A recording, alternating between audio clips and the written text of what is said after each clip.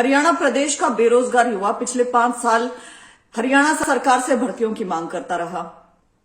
CET के आने के बाद जब सरकार ने सीईटी में 4 गुना का प्रावधान किया, तब भी हरियाणा सरकार से बार बार यही गुहार लगाता रहा कि कृपया ये 4 गुना वाला फॉर्मूला वापस ले लीजिए व सीईटी को क्वालिफाई कर दीजिए। ये क्वालिफाई की मांग इसलिए थी कि तकरीबन 7,74,000 बच्चों ने सीईटी का एग्जामिनेशन लिखा था, पहला पेपर, जिसमें से 3,57,000 प्लस बच्चों ने सीईटी क्वालिफाई किया था। लेकिन 4 गुना के प्रावधान के चलते केवल 40 से 50,000 बच्चे ही दूसरे चरण में बैठ पाए थे। ये मिलाकर है 56-57 ग्रुप को।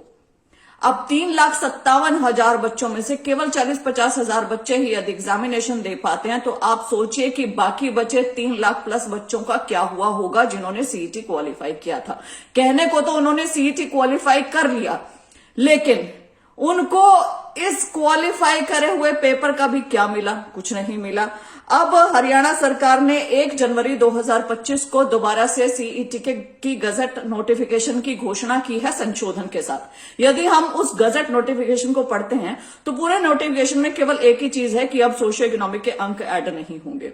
मुख्यमंत्री साहब पहले ही कह चुके हैं कि 4 गुना वाला फॉर्मूला अब 10 गुना में कन्वर्ट कर दिया जाएगा। कहने का अर्थ है कि भाजपा ने अपनी एक गलती तो मान ली है कि 4 गुना उन्होंने गलत किया था, 10 गुना कर देते हैं, लेकिन वो भी पूरे तरीके से नहीं मानी है।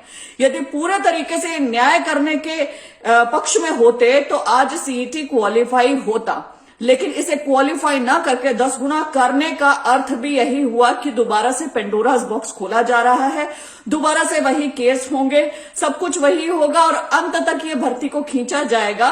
वह शायद इलेक्शन से पहले ही 2029 में ये भर्तियां पूरी की जाएं। मैं इसलिए कह रही हूं क्योंकि इसमें बहुत सारे महत्वपूर्ण बिंदु हैं जिन्हें नजरअंदाज किया गया।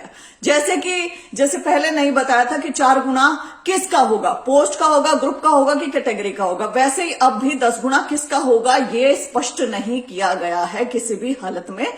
दूसरा, इसमें जो इंपॉर्टेंट चीज है वह ये है कि सीईटी का जो एग्जामिनेशन है वो जनरल नेचर का रहेगा, लेकिन इसमें टेक्निकल की पोस्ट भी हैं। जो टेक्निकल के बच्चे हैं वो ये चाहते हैं कि टेक्निकल वाले बच्चों से उनके फील्ड से रिलेटेड सवाल किए जाएं। अब वो बच्चे यहां पर रहते हैं पीछे, क्योंकि आप टेक्निकल वाले सवाल नहीं पूछ रहे हैं, जनरल नेचर के सवाल पूछ रहे हैं। ऐसे में जो बच्चे बड़े सक्षम हैं अपने अपने फील्ड में, वो कई बार 4 गुना में जैसे नहीं आ पाए थे, शायद 10 गुना में भी ना आ पाए, क्योंकि यदि आप मान के चलें कि पोस्ट ही 10 हैं तो 100 बच्चे उसके लिए आगे ये मेंस में बैठाने वाले हैं। तो जो 101वां बच्चा होगा जो शायद टेक्निकल में बहुत ज्यादा निपुण होगा वो बैठ नहीं पाएगा। तो टेक्निकल वाले बच्चों के लिए कोई प्रावधान नहीं किया गया है। दूसरा, टेक्निकल में ही मेडिकल वाला भी इसमें माना जाए। और दूसरा, इसमें एक और महत्वपूर्ण बिंदु जो है वो यह है कि एक ही बच्चा बहुत सारी जगह रिपीट हो रहा था। एक ही बच्चा 30-30, 40-40 जगह रिपीट हो रहा था और हर जगह जाकर वो एग्जामिनेशन के लिए एलिजिबल था और हर जगह जाके एग्जामिनेशन भी दे रहा था। तो ऐसे में क्या हुआ कि उस ब्रिलियंट कैंडिडेट का हर जगह सिलेक्शन हो गया। मान के चले कि एक बच्चे का 20 जगह 30 जगह सिलेक्शन हो गया, तो उसे हरियाणा सरकार ने 20 और 30 बच्चे क्वालिफाई कर गए ऐसे गिना है, ना कि एक बच्चा गिना है। तो ऐसे में उस बच्चे ने बेशक 20 या 30 जगह क्वालिफाई किया हो, लेकिन वो नौकरी तो एक ही पोस्ट के ऊपर करेगा, तो बाकी तो खाली रह गई। जो खाली रह गई उनका क्या? उनका कुछ नहीं। वही आप ये देखें कि खाली की खाली पोस्टें रह गई, अब वो दोबारा एडवर्टाइज हो रही हैं, दोबारा होंगी तो दोबारा यही सेम टू सेम चीज चलेगी। दोबारा इस चीज का कोई समाधान नहीं निकाला गया है। जैसे रेलवे एनटीपीसी में एक बच्चे को एक ही जगह कंसीडर किया जाता है, वैसा हरियाणा के सीईटी एग्जामिनेशन में नहीं हो रहा है। यह भी एक बहुत बड़ी त्रुटि है जिसे हरियाणा सरकार ने टैकल नहीं किया है। एक और जो बच्चों की मांग थी वो थी कि हरियाणा पुलिस का एग्जामिनेशन सीईटी से बाहर किया जाए, वो भी सरकार ने नहीं किया है। इसका एक महत्वपूर्ण जो कारण था, जो बच्चे कह रहे थे कि पुलिस का पेपर बाहर होना चाहिए, वो इसलिए कह रहे थे कि हरियाणा पुलिस में जो आयु है वो कम है, वो 27 वर्ष तक है। तो आप सीईटी ले रहे हो, 3-3, 4-4, 5 वर्षीय आपने योजना बना रखी है। ऐसे में क्या होता है कि जो बच्चे अगले साल अपनी योग्यता पूर्ण करेंगे वो सीईटी में नहीं बैठ पाएंगे, क्योंकि आपका पेपर लंबा खिंचता ही चला जाता है। तो इसमें क्या होता है कि जो बच्चे नहीं बैठ पाए वो कभी पुलिस में सिलेक्ट ही नहीं हो पाएंगे, क्योंकि आपने एक सीईटी की एसेंशियल क्वालिफिकेशन रख दी है।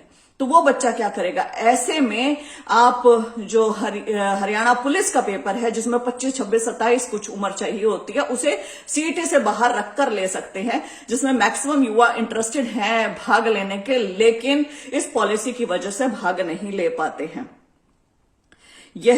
इसमें एक और इंपॉर्टेंट बात जो नोट करने वाली है वो ये है कि यहां फीस वसूलने के 2 मापदंड दिए हैं, एक बिना आधार के और एक आधार के साथ। आधार के साथ 500 रुपए, बिना आधार के 1000 रुपए। यह भी खुली लूट है, क्योंकि 26 सितंबर 2018 को माननीय सुप्रीम कोर्ट ने बड़े साफ शब्दों में कह दिया था कि आधार इज नॉट मैंडेटरी, और इसके चलते जब सुप्रीम कोर्ट ने ही ये कह दिया तो आप अलग से अपना रूल बनाकर पैसे नहीं वसूल सकते हैं। ये बेहद गलत बात है।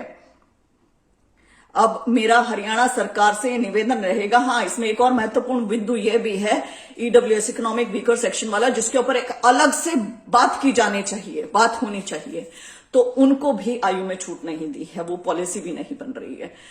अब मेरा एक प्रार्थना रहेगी हरियाणा सरकार से, माननीय मुख्यमंत्री श्री नायब सिंह सैनी जी से। आप बहुत ही भले इंसान, बहुत ही डाउन टू अर्थ, बहुत ही अच्छे मुख्यमंत्री मालूम पड़ते हैं, क्योंकि आप हर एक वर्ग की सुनते हैं। तो आप बेरोजगार युवा की क्यों नहीं सुन रहे हैं? आपकी सरकार राजस्थान में भी है और उत्तर प्रदेश में भी है, वह दोनों जगह सीईटी क्वालिफाई है। तो हरियाणा में इसे क्वालिफाई करने में क्या दिक्कत है? यहां एक अन्य बहुत इंपॉर्टेंट चीज यह भी है कि हरियाणा का जो पेपर बनता है वो त्रुटिपूर्ण बनता है।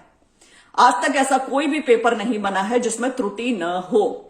तो ऐसे में क्या किया जाता है कि प्रोपोर्शनेट और पता नहीं कौन नॉर्मलाइजेशन और पता नहीं क्या क्या करके रिजल्ट दिया जाता है, जिससे बच्चे को अपना एक्चुअल स्कोर नहीं पता चलता है, और किस बच्चे को अंदर लिया किस बच्चे को बाहर किया यह भी नहीं पता चलता है। तो कृपया करके यदि आप इसे क्वालिफाइंग करेंगे, वह एक ढंग के एग्जामिनर को रख के त्रुटिहीन पेपर बनाएंगे, तो मुझे नहीं लगता है कि इस पूरे प्रोसेस में कहीं पर भी कोई भी लिटिगेशन होने वाली है हरियाणा सरकार के ऊपर।